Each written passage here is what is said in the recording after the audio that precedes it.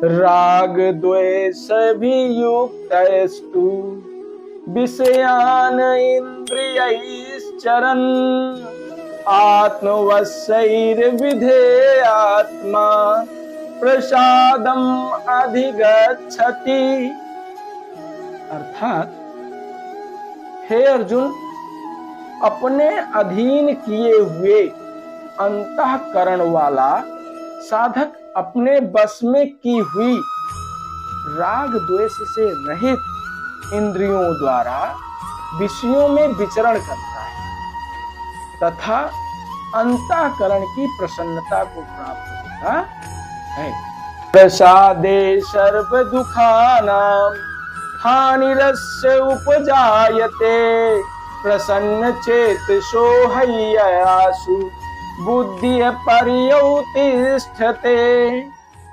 अर्थात हे अर्जुन, अंतःकरण की प्रसन्नता होने पर इसके संपूर्ण दुखों का अभाव हो जाता है और उस प्रसन्न चित्त वाले कर्मयोगों की बुद्धि शीघ्र ही सब ओर से हटकर एक परमात्मा में ही भली भांति स्थिर हो जाती है।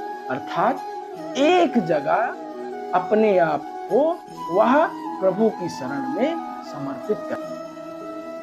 ना अस्ति बुद्धिर्युक्तस्य ना चायुक्तस्य भावना ना चाभावयता शांतिर् शांतस्य कुतः सुखम्।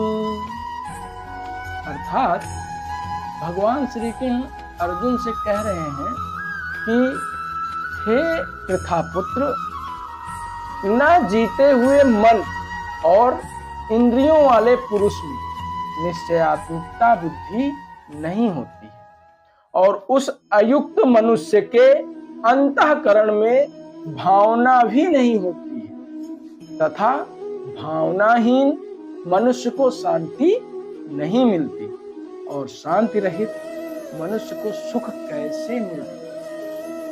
इंद्रियाणाम हि चरताम यन्मनो अनुविधीयते तदस्य हरति प्रज्ञाम वायुर्नावम् इवाम्भसि। अर्थात हे अर्जुन, जैसे जल में चलने वाली नाव को वायु भर लेती है, वैसे ही विषयों में विचरती हुई इंद्रियों में से मन जिस इंद्रिय के साथ रहता है वह एक ही इंद्रिय इस अयुक्त पुरुष की बुद्धि को हर लेती है अर्थात समाप्त। तस्मादस्य महाभावो निगृहीतानि सर्वशा इंद्रियाणि इंद्रियार्थेभ्यः तस्य प्रज्ञा प्रतिष्ठिता।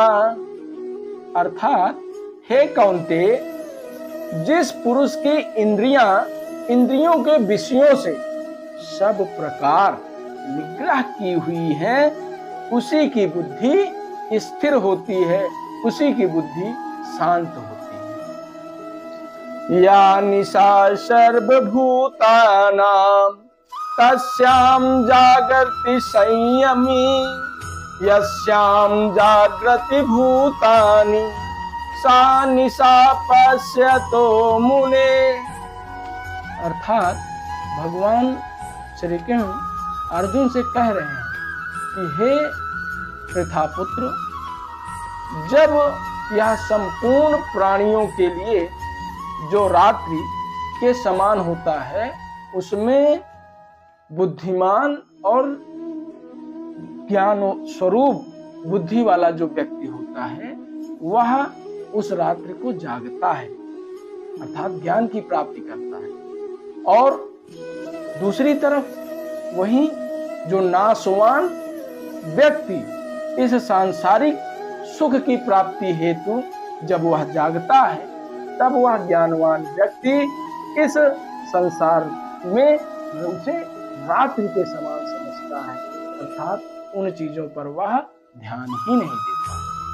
आपूर्यमाणम् अचल प्रतिष्ठम् समुद्रमापा प्रविशन्ति यद्वत् तद्वत् कामायम प्रविशन्ति सर्वे सा शान्तिमाप्नोति न काम कामी।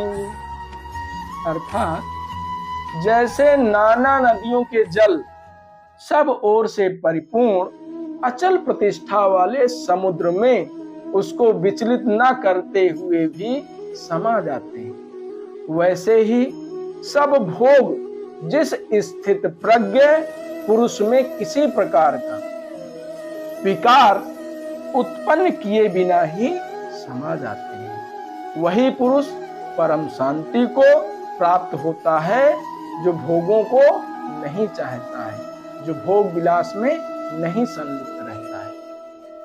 विहाय कामान्या सर्वान् पुमांश्चरति निष्क्रिया निर्ममो निरंकारा सा शांतिम अधिगच्छति।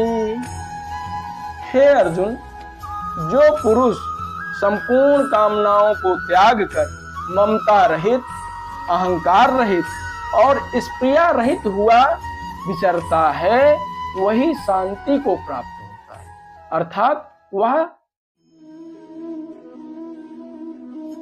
ऐसा ब्राह्मी स्थिति पार्थ नैनाम प्राप्य विमुह्यति स्थित्वा अस्याम अंत काले अपि ब्रह्म निर्वाणम गच्छति। अर्थात भगवान श्री कृष्ण अर्जुन से कह रहे हैं कि हे अर्जुन, यह ब्रह्म को प्राप्त हुए पुरुष की स्थिति है। इसको प्राप्त होकर योगी कभी मोहित चित्त नहीं होता है और अंत काल में भी इसी ब्राह्मी स्थिति